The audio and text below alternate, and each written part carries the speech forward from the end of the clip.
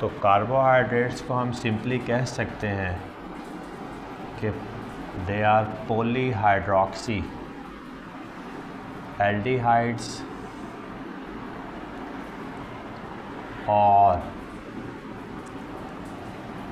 Polyhydroxy ketones. Functional group की जब बात आएगी तो या इसमें एल्डिहाइडिक फंक्शनल ग्रुप होगा या कीटो फंक्शनल ग्रुप होगा। अगर एल्डिहाइड फंक्शनल ग्रुप है तो शुगर का नाम होगा एल्डोज़, और अगर कीटोन फंक्शनल ग्रुप है तो उसका नाम होगा कीटोज़। अब ये एक एल्डिहाइडिक फंक्शनल ग्रुप की एग्ज़ाम्पल है। हम जानते हैं कि ये एल्डिहाइड फंक्शनल ग्रुप है CHO, और कार्बोनाइल कार्बन और दोनों साइड्स पे अल्काइल ग्रुप यानी कार्बन की चेन्स, ये कीटो फंक्शनल ग्रुप है। तो आइदर इसमें एल्डिहाइडिक फंक्शनल ग्रुप होगा या इसमें कीटोनिक फंक्शनल ग्रुप होगा। आप देखें, अगर इसमें एल्डिहाइडिक फंक्शनल ग्रुप होगा तो एक एंड पे होगा, तो इस तरह से चेन बिल्डअप होगी। यहाँ कार्बन और बाकी एक साइड पे हाइड्रोक्साइड और एक साइड पे हाइड्रोजन, कार्बन एक साइड पे हाइड्रोजन और एक साइड पे हाइड्रोक्साइड। ये सेम साइड्स पे भी हो सकते हैं, डिफरेंट पे भी हो सकते हैं, लेकिन पॉइंट ये है कि कार्बन के साथ एक फंक्शनल ग्रुप अगर आ गया है जब, जो कि एक एंड पे ही होना है, तो फिर ये फंक्शनल ग्रुप है एल्डिहाइडिक, और बाकी जो चेन है ये कार्बन और हाइड्रोक्साइड्स आइंस पर मुश्तमिल होगी। तो हाइड्रोक्सिल ग्रुप भी इसमें एक एंटिटी है, इसलिए इनको पॉलीहाइड्रोक्सी एल्डिहाइड्स या कीटोन्स कहते हैं कि इसमें more than one hydroxide groups present हैं और इसके अलावा एल्डिहाइडिक या कीटो फंक्शनल ग्रुप है। अब यहाँ अगर देखें, यहाँ कार्बन की वैलेंसी आपने चेक कर लेनी है 1, 2 और 3, तो ये CH2 हो जाएगा। इसके बाद कीटो फंक्शनल ग्रुप जो है वो फर्स्ट प्लेस पे नहीं हो सकता, it has to be at second position, second carbon. तो ये फर्स्ट कार्बन है और ये सेकंड कार्बोनाइल कार्बन है, तो यहाँ पे भी OH और हाइड्रोजन, ये कार्बोनाइल कार्बन, इसके बाद ये चेन एक्सटेंड करती चली जाएगी COH H CHOH। तो इस तरह से ये काम चलता चला जाएगा, और 1, 2, 3 और 4, तो ये इसके 4 बॉन्ड्स पूरे हैं। ये कार्बोनाइल कार्बन है, ये यहाँ पोजीशन नंबर 2 पे आया। At least it has to be at position 2 for it to be called a keto carbohydrate या कीटो शुगर। तो ये या एल्डोज़िस हैं और या कीटोज़ हैं।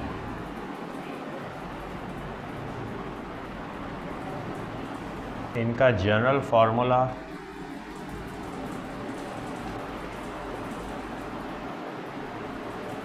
is CnH2ON.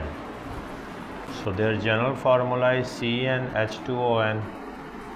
N is 1, 3 से स्टार्ट होता है तो 3 लिखें, C3, तो H जो है वो 3 2 6 होगा, और O जो है वो भी 3 होगा। तो ये C3H6O3 ये हमारी एक शुगर बन गई। और अगर हम C को रखें 6 तो H12 हो जाएगा और O भी 6 होंगे। तो ये हमारी सिंपलेस्ट ऑफ शुगर है।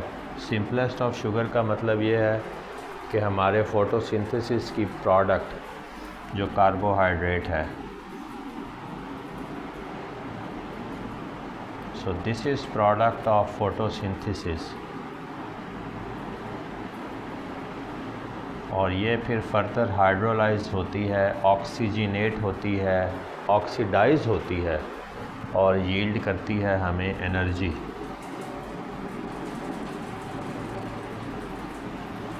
Depending upon the number of sugar units, जो हमारे कार्बोहाइड्रेट्स हैं वो या मोनोसैकेराइड कहलाते हैं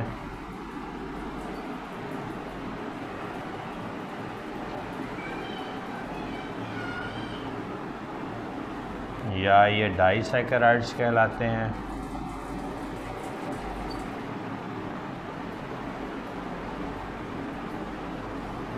और या ये ओलिगोसैकेराइड्स या पॉलीसैकेराइड्स कहलाते हैं।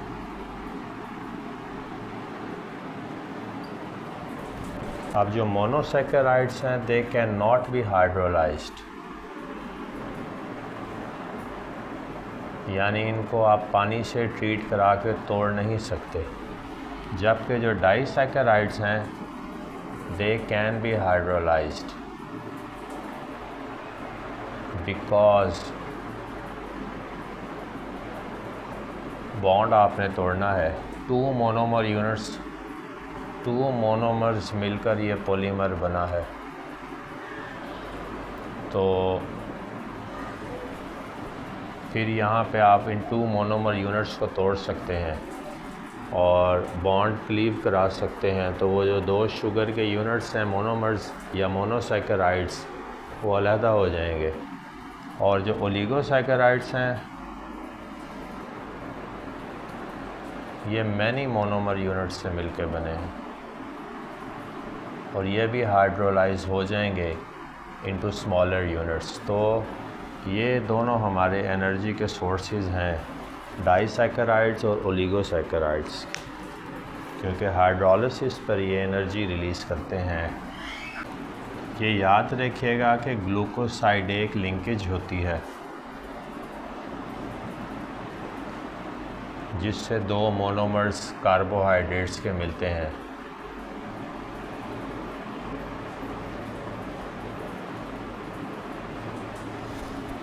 इस लिंकेज का नाम ग्लूकोसाइडेक लिंकेज है। ये लिंकेज कैसे फॉर्म होती है? कंडेंसेशन रिएक्शन से।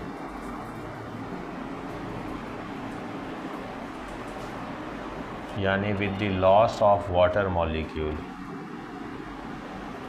जितने भी हमारे बायोकेमिकल रिएक्शंस हैं, जब भी उनमें एनर्जी की रिलीज़ की बात आएगी या उनकी चेन्स की लीनियर लिंकेज की या किसी भी तरह की लिंकेज की बात आएगी, तो usually loss of water molecule accompany करेगा, उसकी से होंगी।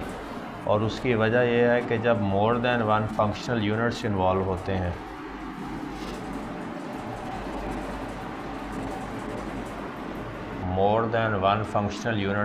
हो जाएं तो फिर उनमें से वाटर का मॉलिक्यूल लॉस होता है, जिसके नतीजे में चेन फॉर्म होती है। तो हमने बात की थी पॉलीमर्स की फॉर्मेशन में कि दो तरीक़ पर बनते हैं। एक फ्री रेडिकल मैकेनिज़्म है, इसमें हमारे synthetic polymers usually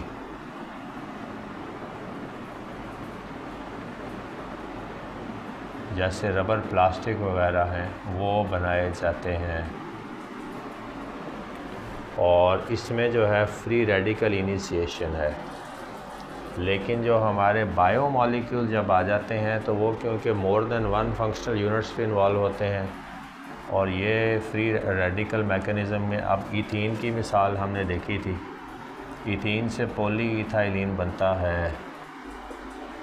so this involves free radical. ये एक ही यूनिट है और इसमें एक ही फंक्शनल ग्रुप है, यानी डबल बॉन्ड। लेकिन जब आप कंडेंसेशन रिएक्शन जब होना हो तब होगा जब more than one functional units involve होंगे, जैसे कि हमारे most of the bio molecules lipids, proteins, carbohydrates में हैं। तो यहाँ जो मोनोमर यूनिट्स की या मोनोसैकेराइड्स की लिंकेज है वो अकॉम्पेन करेगी loss of the water molecule को।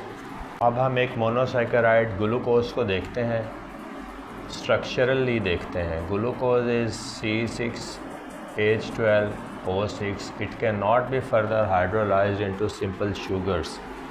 It can be oxidized, it cannot be hydrolyzed. तो यहाँ पे अगर आप देखें तो ग्लूकोज जो है ये एल्डिहाइडिक फंक्शनल ग्रुप के साथ आपको मिलेगा, और एक कार्बन जो है उसमें हाइड्रोक्साइड ग्रुप, हाइड्रोक्सिल ग्रुप दूसरी पोजीशन पे होता है, बाकी सब में सिमिलर साइड्स पे होता है, और ये चिरैलिटी बहुत मैटर करती है।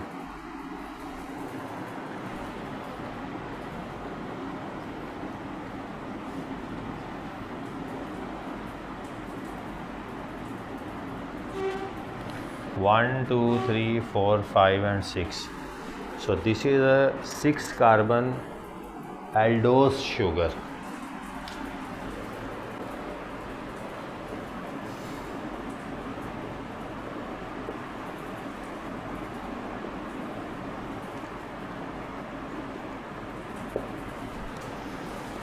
तो इसमें याद रखिएगा कि चिरैलिटी का फैक्टर भी इन्वॉल्व है। जो कार्बन 4 डिफरेंट ग्रुप से अटैच्ड हो वो चिराल कार्बन कहलाती है, वो एसिमेट्रिकल इन नेचर होती है, और आप इस स्ट्रक्चर में भी देख सकते हैं कि एसिमेट्री प्रेजेंट है। तो मोर देन वन, एक शुगर में मोर देन वन चिराल सेंटर्स होंगे, और उतनी ही उसकी कॉन्फर्मेशंस फिर पॉसिबल हैं, और उतने ही ज़्यादा functional variations. So more than one chiral center mean more than one conformations, and functional variation भी फिर साथ आती है।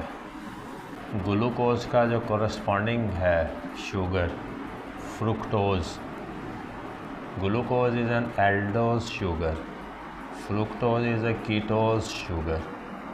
ये भी 6 कार्बन है, और इसका स्ट्रक्चर अब हम ड्रॉ करते हैं। यहाँ पे कीटोन फंक्शनल ग्रुप इन्वॉल्व होगा। This is CH2OH, this is carbonyl carbon, this is hydrogen. सिर्फ इनकी पोजीशन हाइड्रोक्साइड और हाइड्रोजन की वेरी कर सकती है। चिराल सेंटर्स इसमें भी मौजूद। अब ये देखें यहाँ इस पोजीशन 1, 2, 3, 4th पोजीशन पे हाइड्रोजन और हाइड्रोक्साइड की पोजीशनिंग का फ़र्क है। फिर 5th पोजीशन पे भी HCOH इस तरह से है, CH2OH, दिस इज़ फ्रुक्टोज। अब ये हाइड्रोक्साइड और हाइड्रोजन इधर उधर लिखने से दोनों साइडों पे कार्बन कैसे हमें फ़र्क नहीं पड़ता, हम लिख देंगे हमारा काम ठीक चल जाएगा। गलत नहीं है, गलत नहीं होगा स्ट्रक्चर। ये इनकी वेरिएशंस हैं, चिरैलिटी की वजह से कॉन्फर्मेशंस वेरी करती हैं इनकी, और ये हाइड्रोजन और hydroxide with respect to central carbon atom asymmetrical centre vary करते हैं अपनी ओरिएंटेशंस। तो आप किसी भी तरह से बना दें, बस 6 कार्बन हो, कार्बोनाइल ग्रुप प्रेजेंट हो, और ये कीटोस शुगर बन जाएगी। इसको आप फ्रुक्टोज कहते हैं। अब अगर हम चिराल सेंटर्स की बाज़ाब्ता तौर पर बात कर लें ज़रा, क्योंकि चिरैलिटी इनकी फंक्शनैलिटी पे बहुत ज़्यादा इम्पैक्ट डालती है, इम्पैक्ट। तो this is one of the chiral carbon, this is a triglyceraldehyde. Aldehyde है तो ग्लिसरैल्डिहाइड कह देंगे। अब ये है वो चिराल कार्बन जिसकी बात हो रही है। ये इनके अब नॉन सुपर इम्पोजेबल इमेजेस की बात आ गई चिरैलिटी की।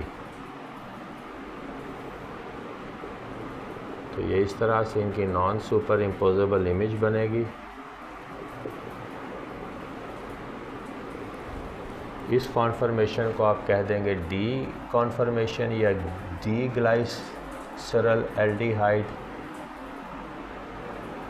और इस कॉन्फर्मेशन को आप कह देंगे एल ग्लाइसर एल्डिहाइड। अब अगर हम इसको कंडेंसेशन रिएक्शन देखते हैं, तो कंडेंसेशन रिएक्शन में जो होता है उसको समझ लेते हैं। अब मिसाल के तौर पर सिर्फ बताने के लिए, अब ग्लूकोज है और फ्रुक्टोज है, इसकी फ्रुक्टोज़ ये कीटोस शुगर है, ग्लूकोज एल्डोस शुगर है, ये मिल जाएं तो एक और शुगर बनती है जिसको सुक्रोज़ कहते हैं। कैसे बनेगी? With the loss of water molecule. अब ये लॉस वाटर मॉलिक्यूल का कैसे होता है? दो किसी भी एल्डिहाइड्स या कीटोस शुगर से, वो देख लेते हैं। ये अब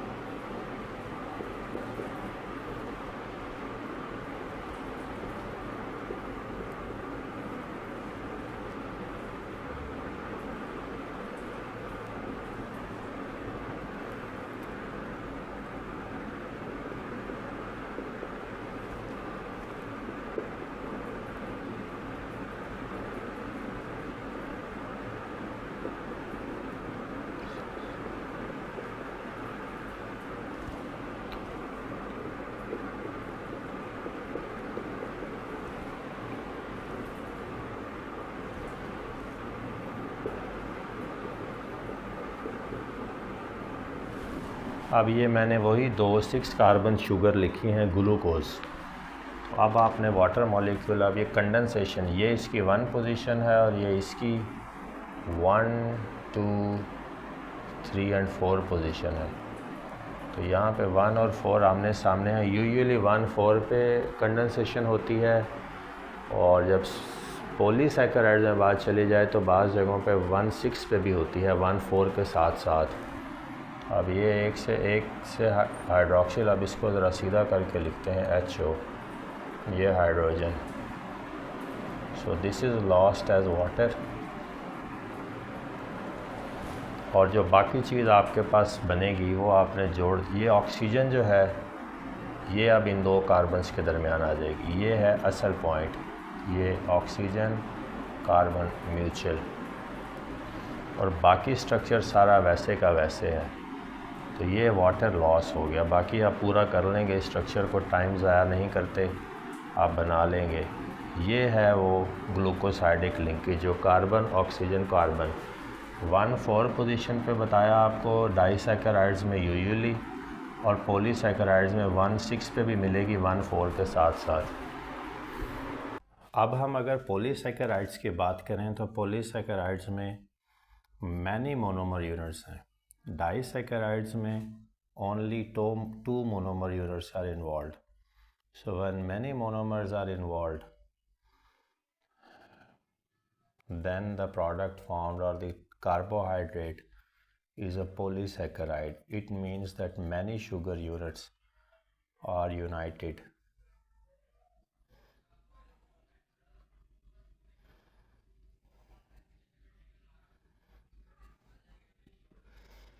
Many sugar units can be same, many sugar units can be different, but the point is कि वो either 1 4 लिंकेज के साथ, जैसे कि भी हमने प्रीवियस एग्जांपल में देखी कि एक मोनोमर का 1 और दूसरे मोनोमर का 4 नंबर कार्बन इस लिंकेज से होंगे, और इसमें एक एडिशनल फीचर है कि इसमें 1 6 लिंकेज भी हो सकती है between some of the monomers, इसलिए कि ये लंबी चेन है, और इस लंबी चेन को होल्ड करने के लिए हमें ज़्यादा कोवलेंट बॉन्ड्स की ज़रूरत है।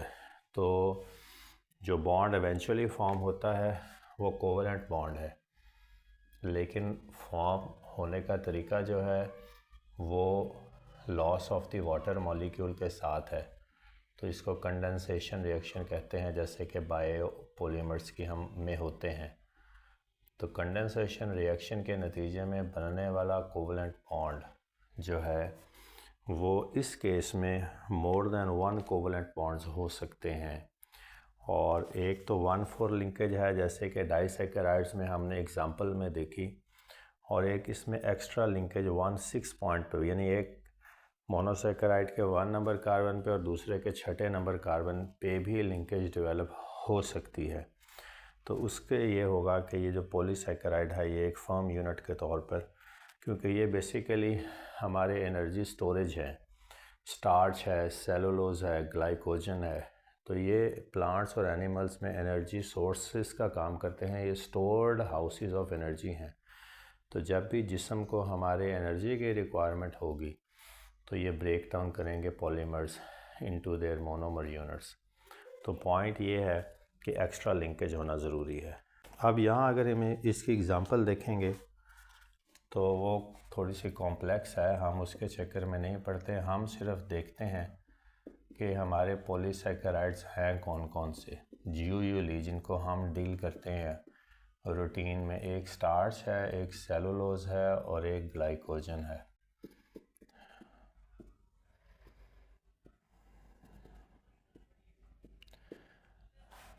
स्टार्च को देख लेते हैं। स्टार्च इज़ अ पॉलीमर और इसमें ये पाया जाता है हमारे इनमें फूड के जो सोर्सेज हैं, जैसे व्हीट है, जैसे मेज़ है, जैसे ग्रेन्स हैं। तो इस तरह से फिर ये पॉलीमर जो है ये मोनोमर्स में टूटता है और एनर्जी रिलीज़ होती है। तो ये स्टोर्ड एनर्जी हाउस है स्टार्च, और पाया कहाँ जाता है? प्लांट्स में।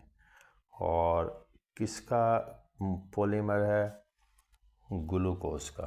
तो डी एंड एल कॉन्फर्मेशंस की बात की थी, तो ये डी ग्लूकोज है कि मैनी यूनिट्स इन्वॉल्व हैं।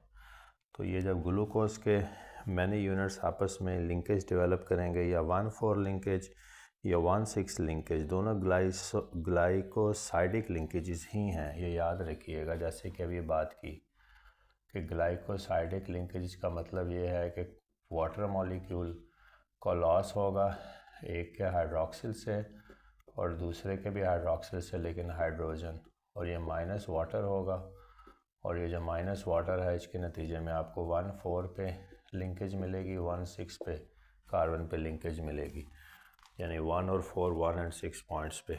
तो ये स्टार्च में ग्लूकोज के रिपीटिंग यूनिट्स प्रेजेंट हैं, और इसको दूसरे लफ्ज़ों में जो है हम एमाइलोपेक्टिन भी कह देते हैं, एमाइलोज भी कहते हैं, क्योंकि ये इनसे मिलकर बना है। तो पॉइंट ये है कि मैंने glucose repeating units, D glucose, D conformation की जो ग्लूकोज है उसके यूनिट्स इन्वॉल्व हैं। पॉलीमर है, प्लांट्स में पाया जाता है, और ये एनर्जी का सोर्स है। ह्यूमन डाइट में हम ये चीज़ें जब इनटेक करते हैं तो कार्बोहाइड्रेट का पोटेंशियल सोर्स ये चीज़ें हैं जो स्टार्च की फॉर्म में हमारी बॉडी में जाकर तो फिर एनर्जी रिलीज़ का सबब बनती हैं। सेलुलोज जो है ये वुड का कंपोनेंट है, यानी कि ये फिज़िकल कॉन्स्टिट्यूएंट है। फिज़िकल कॉन्स्टिट्यूएंट है, फिज़िकल कंपोजिशन में अहम रोल प्ले करता है प्लांट्स की। तो ये जो हमारी प्लांट की सेल वॉल है, cell wall of plants, this is basically cellulose. तो ये भी पॉलीमर है, ये भी डी पॉलीमर, डी ग्लूकोज का पॉलीमर है, और इसमें मैनी मोनोमर यूनिट्स इन्वॉल्व हैं, और 1,4 लिंकेजेस और 1,6 लिंकेजेस दोनों पॉसिबल हैं to form a polymer, to form a joint. Glycogen जो है ये लीवर, ह्यूमन के लीवर और मसल सेल्स में प्रेजेंट है, ये स्टोर्ड एनर्जी हाउस है।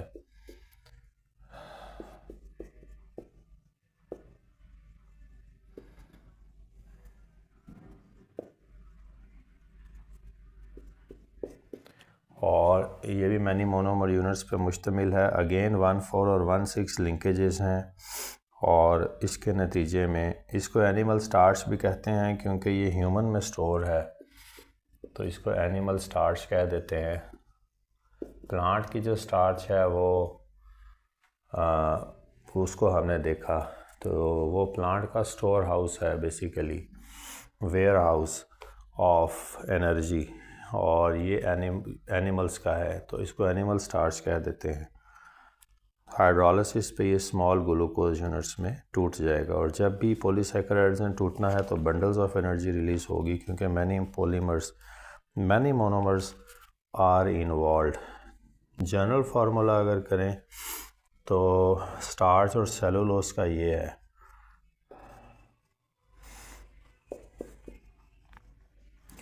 अब इसमें नंबर जो है कार्बन का, हाइड्रोजन का और ऑक्सीजन का, ये इनवेरिएबल है टू एनी नंबर n। तो इस तरह से जितने भी पॉलीसैकेराइड्स हैं ये to any number n extend हो सकते हैं